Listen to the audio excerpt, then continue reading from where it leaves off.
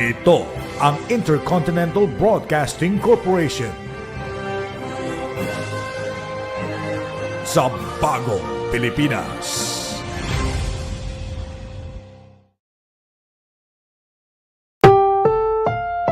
Ang susunod na programa ay rated PG. Patnubay at gabay ng magulang ay kailangan sa mga batang manonood.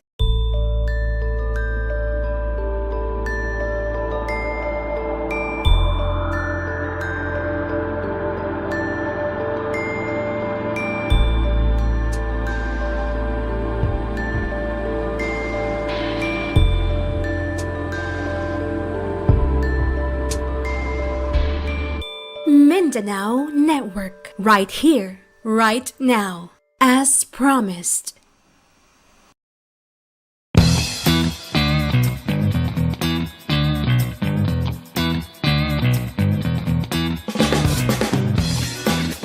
Where the waves keep changing and the shoreline never repeats itself, something is calling us up north. It's not just a surf spot. Its sandbars shift with the tides, creating waves that are never the same twice. Let's find out how this surf culture has now become a lifestyle. La Union, here we come! Stay stop, tikman tuklasin sana, di tayo mabitin. Mula waves hanggang bundok, mula apoy hanggang dagat. Let's go, Chef G! Local ingredients, global taste, pinasang bida kaya. Sama tayo, surf and share.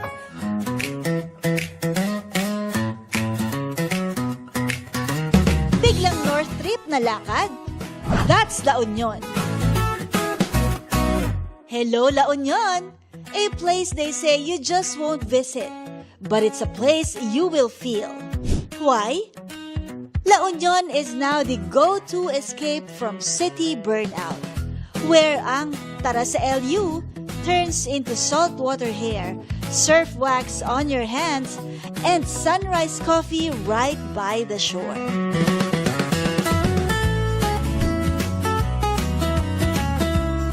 From Manila, it's just about 4 to 5 hours north, and that's the magic.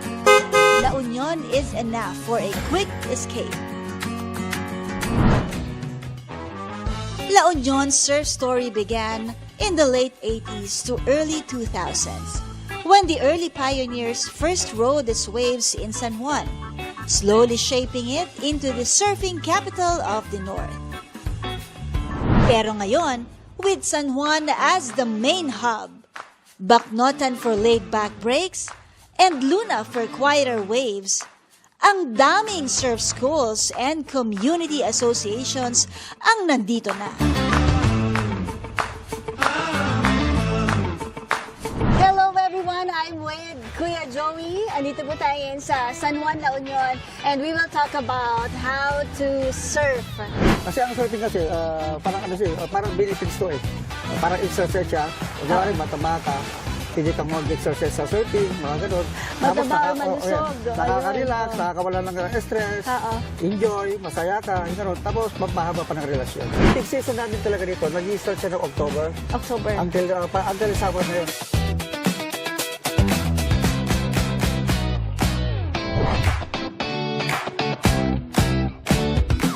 So yung mga ano natin wag natin, ipo-fold na yung bagi natin ganito ha.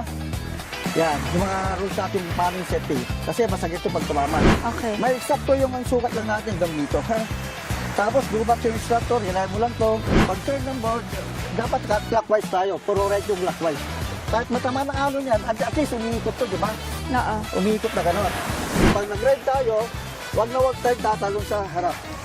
Okay. Huwag tatalon, huwag magdadive, never na mag-dive tayo. So, itong safety natin, dito lang tayo sa both side rails. Tapos magtalon, hindi naman siya bigla. Kasi sometimes, sprain ankle, so kailangan dahan-dahan din pagtalon. Kasi pag malalim naman, so free fall, bagsak mo yung back. Pag malalim. Pag malalim. Mababaw. Okay, so guys, ito, Kuya Joe will tell us the parts of the surfboard. So let's see. Okay, so next, body parts of board tayo. Okay. Ang tawag dito, longboard. Ang size nito, 9 feet. Longboard. Okay, so dalawa- longboard, Yeah. 9 feet. There are Yes, two ma'am. kinds of Yeah, surfboards. two kinds of board tayo. Ito ang tinatawag namin soft top longboard. The other one, hardboard, ginagamit namin advance. Hardboard. This one is Yes. good for beginners. Parts of the board, ito ang tinatawag namin reels. Okay. Upper deck, dito tayo sasapat tayo sa board. Reels, Ito upper yung deck. nose natin, pinaka-bumper niya. Yung nose, okay. Ito naman yung silicone tail. Ito naman yung reels, sige group natin. Kung saan yung service boot natin, doon natin lalagyan pa natin. Huwag na maglalagay maglalagay sa harap ha, pag naglalagay tayo ng reels. Palaging always at the Yes, back. ma'am, yan. Okay. So, dalawang klase yung pag-tailboard natin. Okay. Pag di ka mo naman kasi nakatali siya eh. Katakin mo lang, then samba ka sa board. Kaya may tali tayo para hindi ka layuan ng board. Para pag ibigyan, ma'am. Yes, lalo na kung malakas yung wave natin. Para hindi ka layuan ng board. Ating Ito. board, eh, hindi Yes, mawawala. ma'am. Lower bottom deck, ito yung nag-glide sa tubig natin. Ang single string, ito nagbibigay tibay ng board para spinal cord to eh. Ito yung fin natin. Fin. So this is the string, tapos Yes. yung ating fin. Yes, ma'am. Bakit maliit, sabi mo? Kasi kaya maliit, good for beginner. Yung spin niya, naka-level lang siya. Hindi masyadong Sakto lang yung sakto speed lang. niya. Okay, the other one, pin yung malaki. Bakit malaki, sabi mo? Kasi ano siya, advanced. Yung maneuver, mas mabilis Yes, iliko. oo. At Kasi mas mabilis. marunong ka na yes. nun. Ito yung pins natin. Sometimes 1 pin, 2 pins, 3 pins. As of now, 3 So pins ang lang fins tayo. pala, depende din sa level. Yung safety natin, 5 meters to 3 meters away from the shore. So, Okay. pwede ka lang tumalon. Huwag na huwag mo isasagad dito pag nagra-rent ka. After na ituro sa atin ni Kuya Joey yung parts of the surfboard, now it's time for Kuya Joey to teach us how to stand up Standing up, yeah. and how to balance yourself. So, dalawang klase pag board ito, tinatawag namin regular standing. Okay, regular Yes, standing. pag nakaharap ka sa right. Oo. So, ito naman yung tinatawag namin backside, pag left ka. Pag regular ka, ma'am, so ang unang gawin natin, bago tayo sumapa sa board, ito, hawakan natin yung reels. Pag sabi niyo sakto ready, naka-ready na tayo, naka-pull na yung right foot kasi regular tayo. So, yung ano natin, left, naka-turn to ha. Tapos yung level nito, yung knees natin. So ito. knees, saka yung foot natin. Ready, pag sabi sakto, ready. Pag sabi niyo sakto, ready, naka-ready. Pag sabi niyo tayo, pwede na, tatlo lang ito mama, tayo. 1, 2, 1 step forward, then release. Dito. Kasi ang balance ng board na dito eh. So, tapos pag lukad, dito na. No? Tapos yung body weight natin, nasa center lang. Kasi pag masyado ka sa back, mag-preno yan. Kasi dito yung preno natin. So, Pag gusto dapat mo natin bumili, left forward, here. I Ayun see, lang siya. okay. Okay. Yeah, left forward, move back. Pag gusto mo mag-preno, move back. Sa backside naman tayo, kanina sa right, sa left naman tayo. Ganun pa rin, pero difference lang yung strongest foot natin. Strongest foot natin kanina sa right. Okay, ito anong tawag dito? Backside ma'am. Sa left naman tayo. Ready, ganun pa rin. Ready, ganun pa rin ha. Tayo, 1, 2, 1 step forward lang. Back. Left Fold naman, mo yung this left. one. Tama? Okay ma'am, sige. Okay. Kami sa chest. Tapos, Ayan, okay, ready. ito yung pupush. 1 step forward, kaliwa, right din po forward Okay, mo. so Ready go. tayo. Right, forward, up. Yun, galing naman.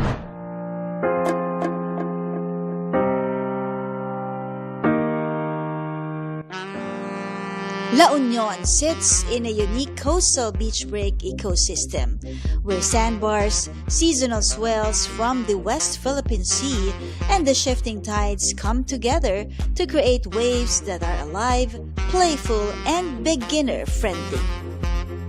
You might be wondering why I cook every time I surf or talk to surfers. Kasi nakakagutom. And iba ang feeling when you are cooking with the beach as your kitchen. Pag camping, make it a point to cook veggies. Why? Hindi lang siya healthy at madaling lutuin. It's also an opportunity for us to source out the local veggies in the community. Let's go! Luto tayo. Ito ang napaka-simple dish na lulutuin natin. I call it sausage and veggies. So, ganito lang yan, ano? Ang ating foil, ilalagay lang natin lahat ng ating mga ingredients. We have our sausage. We can use any sausage. Hungarian, shubli. Put our corn. So, lahat, ilalagay natin. Ang ating white onion. We have our tomatoes. Alam mo, maganda kung, eto na, haluin na lang natin. So, ang ginawa natin dito, pare-pareho na lang yung size ng ating veggies. Then we put in our potatoes. Very, very simple dish. We put in our eggplant. We can use zucchini or sayote if you don't have, yun nga, yung zucchini pag wala tayo. So we put in everything para walang sayang. Ito, napakadali lamang po kasi bago kayo umalis ng bahay, if you're going to the beach, pwede mo nang i-prep agad. What else? We put a little bit of salt. Siyempre, dapat isi-season natin, ano? Then we put our garlic powder. So, alam mong nasa beach tayo, no? Ang hangin-hangin ngayon. Pero yung ang sarap ng simoy ng hangin. And then we put in a little bit of paprika. If you want it spicy, you can put chili powder. Now we put in our soy sauce or any seasoning you like. We put in our oregano.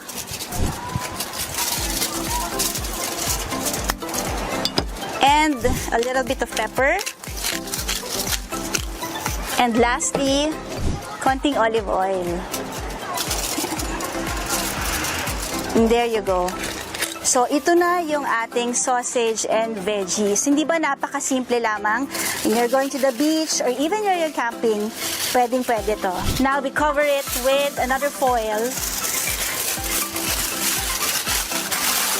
So, same concept. So, ito, dadalhin natin dun sa ating grill.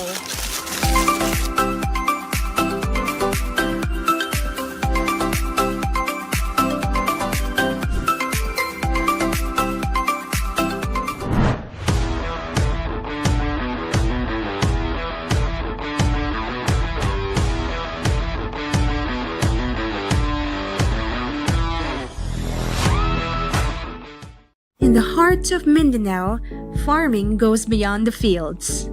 It's about sustainable practices, smart solutions, and turning farm to table into a lifestyle. Whether it's organic produce, eco-friendly resorts, or immersive farm experiences, Mindanao is where the land gives back. Join us on AgriCool Tours, only here on Mindanao Network.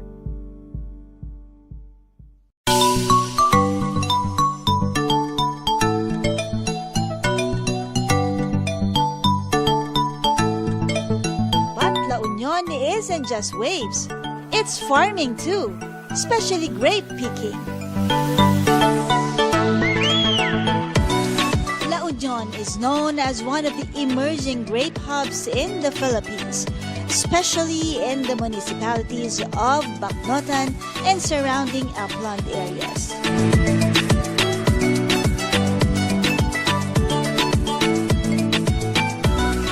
To its relatively cooler climate, well-drained soil, and strong agriculture innovation, farmers have successfully adapted table grape production in the province, something once thought difficult in a tropical setting.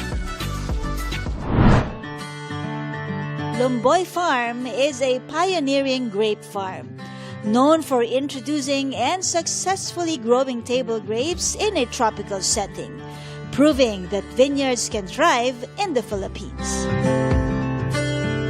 I'm Gracia C. Lomboy, the proprietor manager for Lomboy Farms, located here at Barangay Urayong, Bawang, La Union.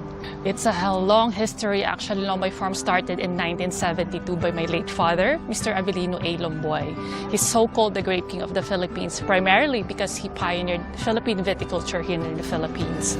So he started from a small backyard farm of 20 cuttings, and then he slowly grew the farm to about 25 hectares during the mid-1980s. If we actually look back on the history of grapes in the Philippines, it was actually in Cebu, Iloilo, Davao.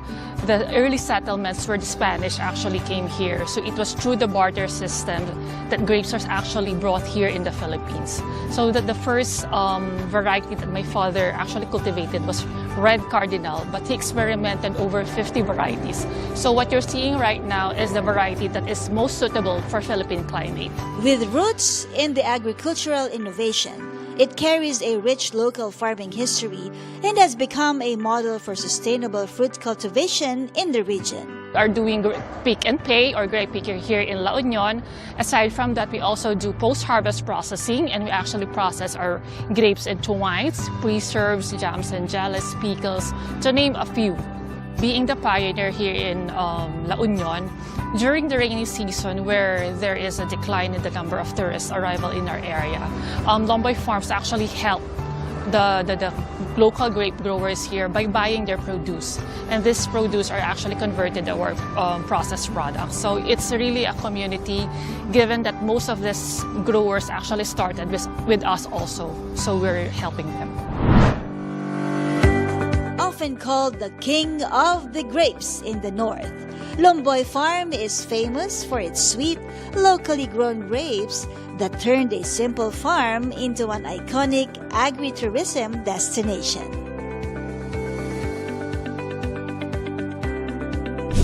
And now home to a rustic farm-to-table vineyard cafe. The Uvas Cafe boasts of its sweetest wine and winery this side of the north. Hello po mga kababayan. Don't forget to visit us here in La Union, the grape capital of the Philippines. Don't forget to drop by here, only at Uvas Cafe and Lomboy Farms for your next grape picking adventure.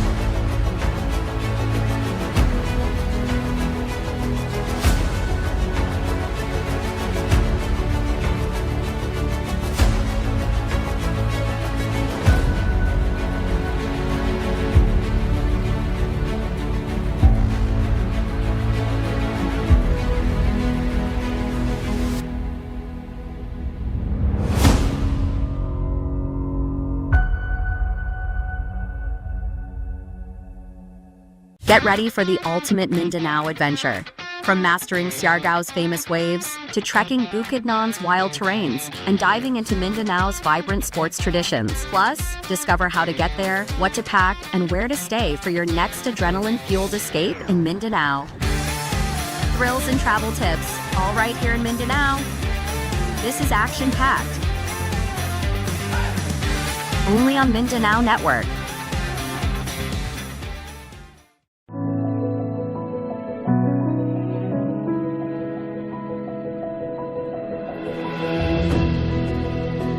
La Union isn't just for surfing and cafe hopping.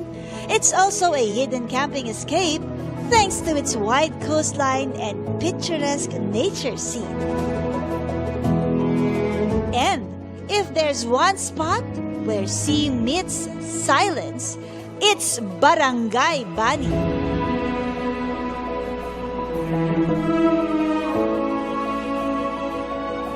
What a view! Thank you for this amazing moment. Remote yet accessible, this is Bani, Rosario, La Union, a peaceful coastal escape perfect for seaside camping and sightseeing. Overlooking the vast Lingayen Gulf and the distant Sungyot Island of Santo Tomas, it offers wide open views and a quiet connection to nature. There are so many places still to be discovered and visited here in La Union. But let me head back to the grape farm once more to share a special dish which can be prepared when you are camping.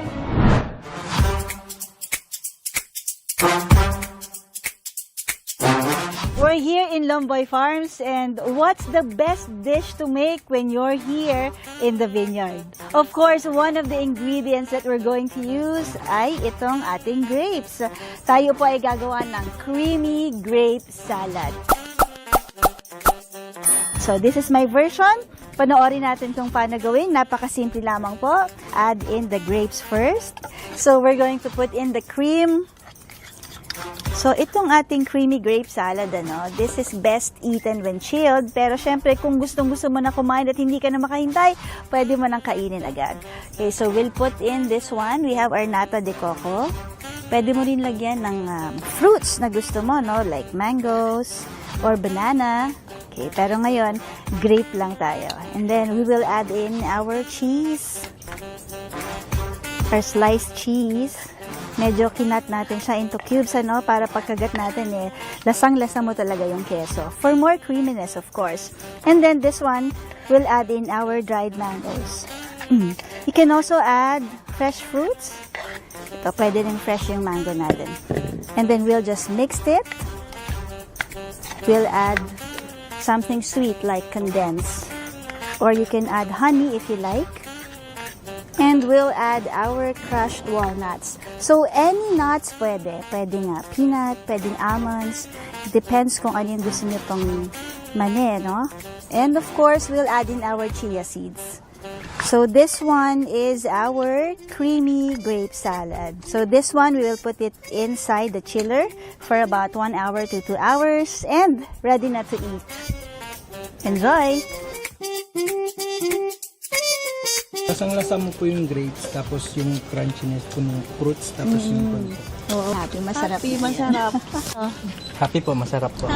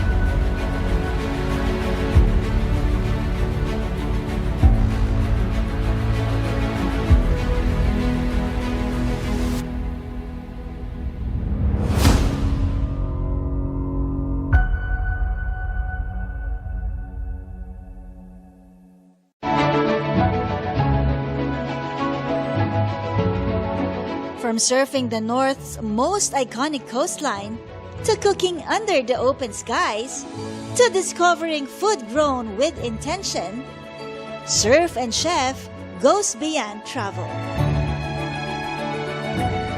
Now I understand why people live with nature and not just visit it. Because here in La Union, surfing is not just a sport and food is not just a meal. They are both ways of living. And that's why here at Surf and Chef, we keep on traveling to discover, to connect, and to celebrate the places that keep both the ocean and the land alive. I'm Chef G for Surf and Chef. Stay stoked, respect the ocean, and choose a healthier lifestyle. See you later! Kain sama tayo, Surf and Chef. Walang diet, picture tent, surf camp. Kain sama tayo, Surf and Chef.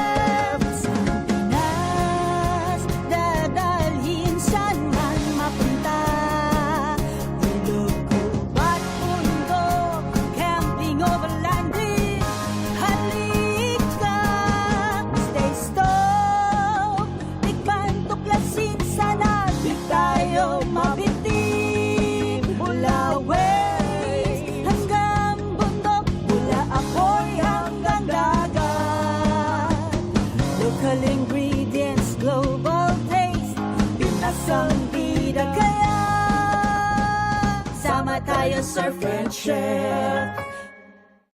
Hop in and explore Davao City through the eyes of a vibrant Davaoeña. There's always something brewing in this city of pop-up cafes. From a quick caffeine fix to a laid-back spot to relax and connect.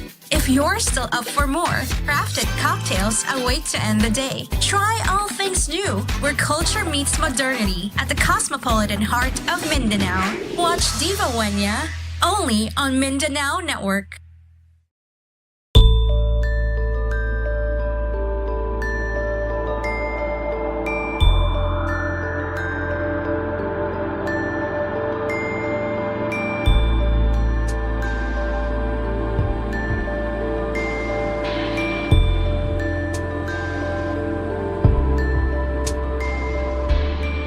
Mindanao Network. Right here, right now. As promised.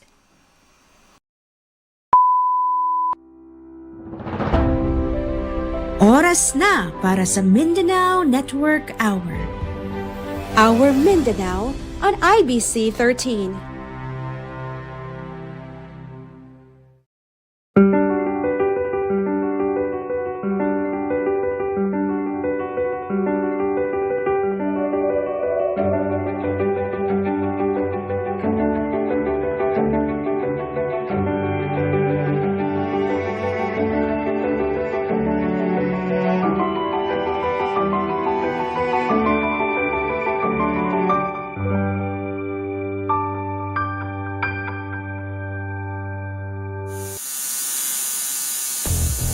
In this episode of Alampat, we go beyond the skin-deep perception of tattooing, diving into the bold, intricate lines that have etched one artist's mark on the region's art scene, proving that Mindanaoans have what it takes to compete in the big leagues.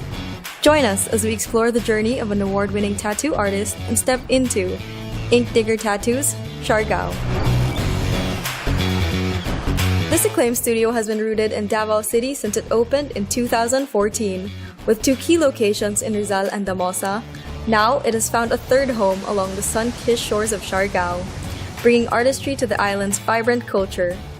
But before we delve into the layers of ink and craftsmanship, let's meet the man behind it all, Mr. Butch Agasid. I'm Butch Agasid, the owner of Ink Digger Tattoo Davao.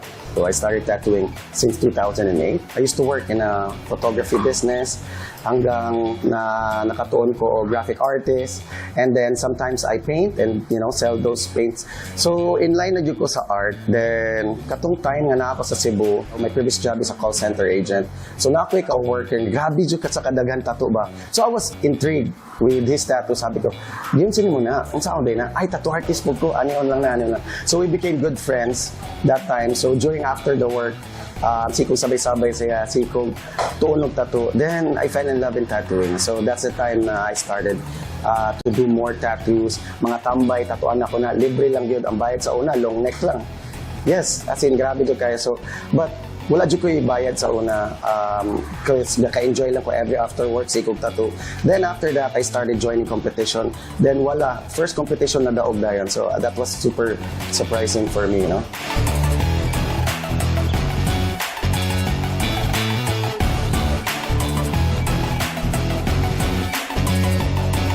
Honestly, sa tattoo industry, it's very hard to climb up your own ladder. So you gotta start from scratch talaga. You gotta compete, para mailhan jud ka sa kaninga industry. So dapat sige ka og ka-champion, sige ka kadaog. So you need to do a lot of battles talaga, to build your name in this industry. Everything started in Cebu. So I was tattooing every after work. And then, katong na-expose na ko sa mga real professional tattoo artists, I was so amazed kay grabe kanindot ilang mga tattoo shops. And then I felt like this is my calling, like hanging out with the tattoo artists. So I started getting a tattoos. Daga na kayo tattoo that time. And then every time na I hang out with tattoo artists, like naga-jive yun ko ba? Like, oh my God, like siguro akong calling yun is to become a tattoo artist yun. It's different. It's really different from graphic artists. So graphic artists is, like the client will just give you the job and then just do it. Here, it's very, very detailed, very intricate, kaninga business, kaninga industry. So once the client wants this design, dili lang mo kopyahon lang like ana. You need to like ipa-amaze gid sila samot sa imong work. What we do is, talk to them, be part of their story, not just giving them a tattoo, but you need to ask them, why are you getting this? What kind of design you like? And then nag-battle among artistry. Like, we just don't copy whatever yung ginahatag nila nga design. So, we always make sure that we exceed their expectation and also, the quality of our work. What challenges lie ahead for this former graphic designer turned tattoo artist? Find out when Alampat returns.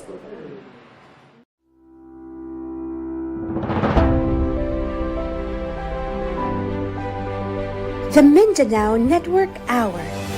Our Mindanao on IBC 13.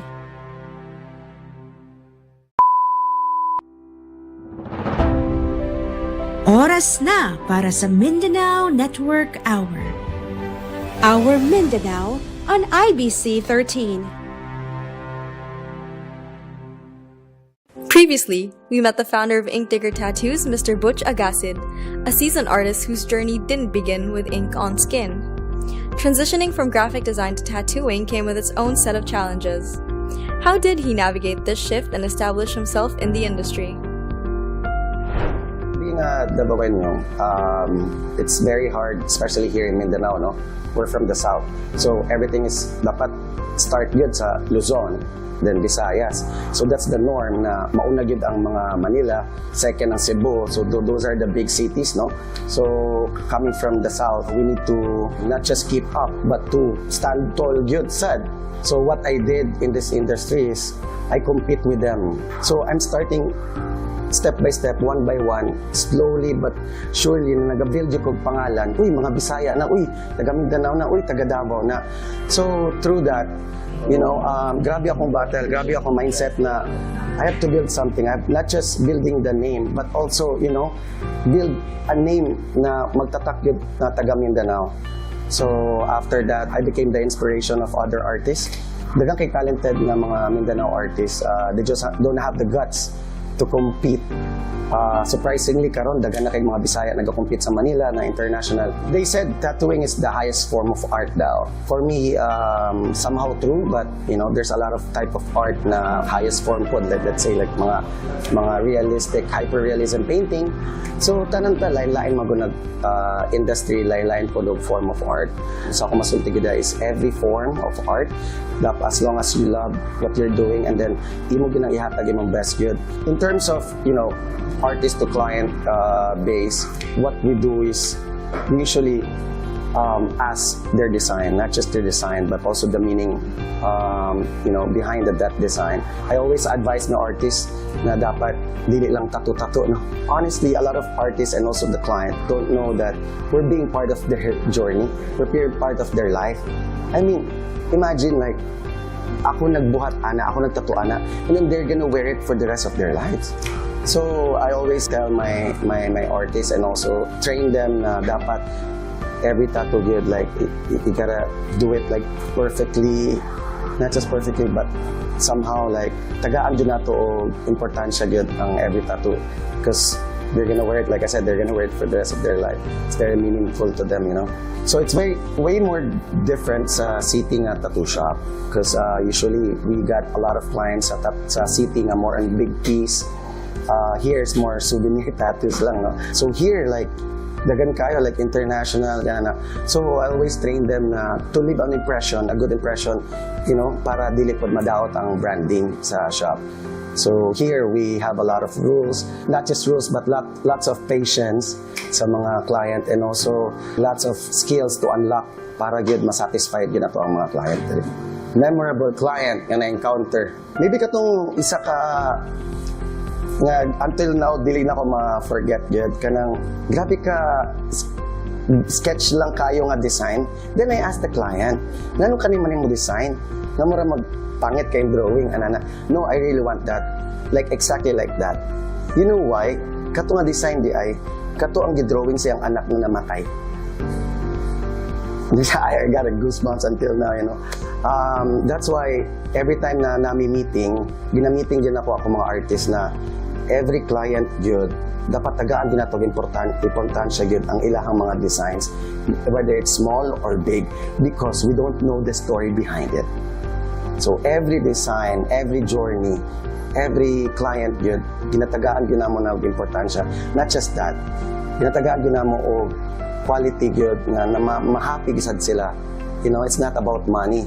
It's about giving them what they really want, because that tattoo is their part of their journey na. And we're also happy to be part of it. So kato, that's the memorable design. Grabe to, like, you know, like while tattooing, like listening to his story na namatay ang anak, like that's the time like gave me the fire to make it really nice. So that experience alone, I always share that to my artists. What advice I can give to mga aspiring tattoo artists out there who want to become a professional tattoo artist? Do not start magtattoo ka nga dili gina para sa imo. So you gotta find your passion. Para bagid ni sa ako. But there's no one stopping to na mag-try po ka, di ba? So just buy a machine, then try it. If bili gina sa imo, then bili gina sa imo. But if para gina sa imo and then love gina mo tattooing, I think what advice I can give to them is they need to become humble first, and then mag-learn sila sa basic to advance. Not just skills, you know, they need to develop also a strong mindset. Kay I've known a lot of artists, puro lang sila skills, but they don't have a strong mindset. You know, what would you do sa imong skills if you don't know what to do after next? I mean, after being good. You know, not just being good, but also, you know, it's about being great. The journey of an artist is often described as the road less traveled. For some, this means forging their own path. Mr. Butch Agasid has not only created his own unique path, but has also laid the foundation for other artists like him, so they may follow in the footsteps of a real artist, a true alampat.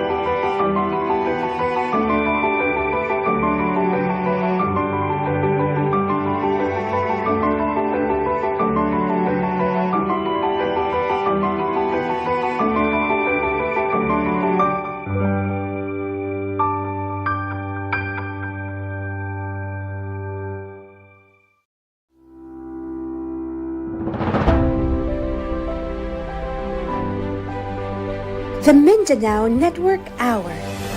Our Mindanao on IBC 13.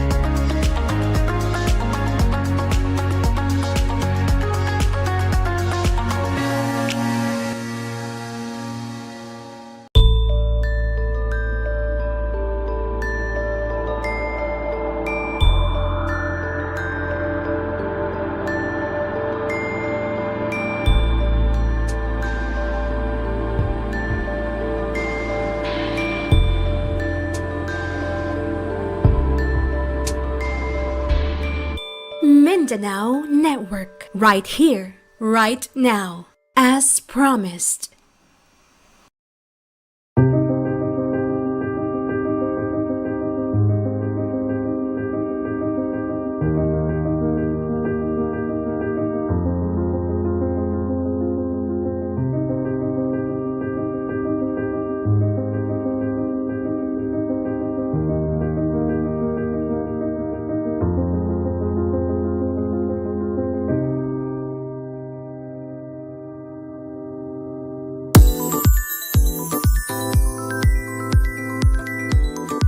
In this episode of Bayi, we meet Dr. Sharon Gaurino, a proud mother and an aesthetic physician whose journey took unexpected turns. I'm Dr. Sharon May Gaurino. I'm a mother to two wonderful girls, and I'm an aesthetic physician. I started as an emergency room resident in one of the tertiary hospitals here in Davao City. And then I became the assistant manager for medical services in one of the leading HMOs in the Philippines. And then I worked for the government as a medical evaluator for medical claims. Actually, my dream was really to become a surgeon. My second choice was to be a dermatologist. But, you know, life happened. I got married.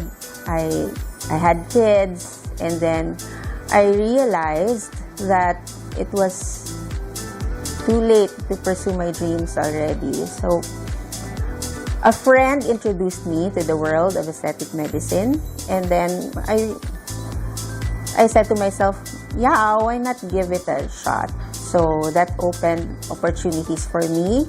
It got me to Dubai, where I studied further. And got certified by the American Board of Aesthetic Medicine.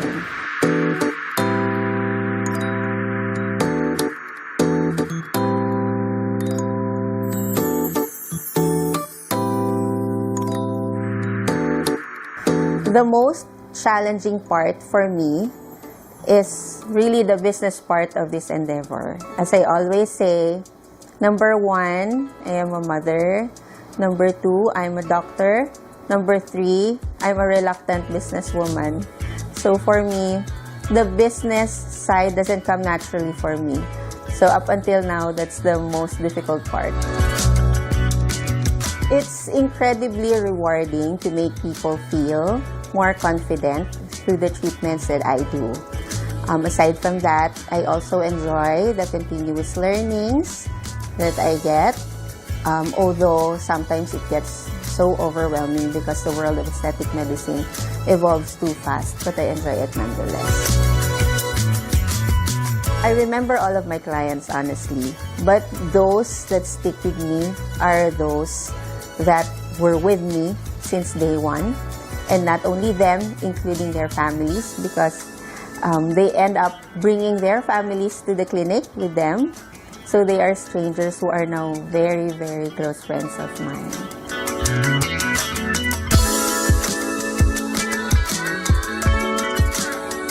Getting treatments here at Pro Aesthetics is more than just getting a procedure done. It feels like an experience where Doc Sharon makes me feel very comfortable talking about my insecurities.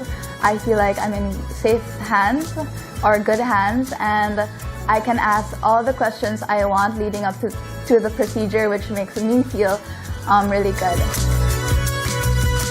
Doc Sharon makes me feel very confident about myself by, first of all, making me feel comfortable talking about the things that I'm insecure about.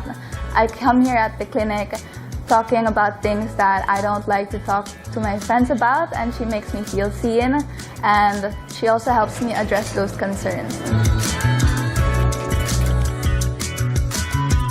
So what I love about their treatments is that they have a variety of treatments that cater to different kinds of women like me who is in her late 20s, and to my mom who is also entering her grandma era now. Doc Sharon makes me confident about myself because in Pro Aesthetics, they believe that all women are born naturally beautiful.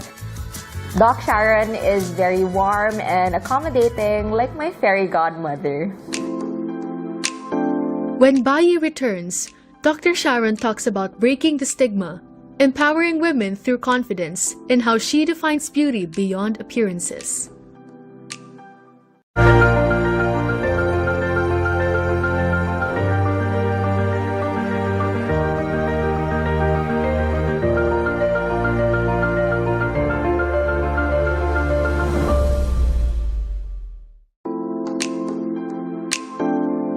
Earlier, we heard how Dr. Sharon transitioned into aesthetic medicine and found purpose in helping others feel confident. Now she shares her thoughts on empowerment, stigma, and the evolving world of beauty. When women feel good about how they look, they exude confidence both in social and professional settings. So that is what I address first, the things that give them some form of insecurity.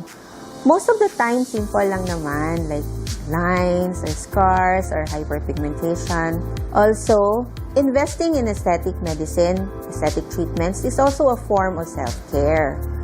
Caring for one's skin and appearance also gives a sense of self-respect and self-discipline. And of course, when you look good, you feel good. And when a woman feels that they look their best, they tend to be more motivated, more outgoing, and more vibrant. The stigma usually stems from misinformation and the fear of the unknown.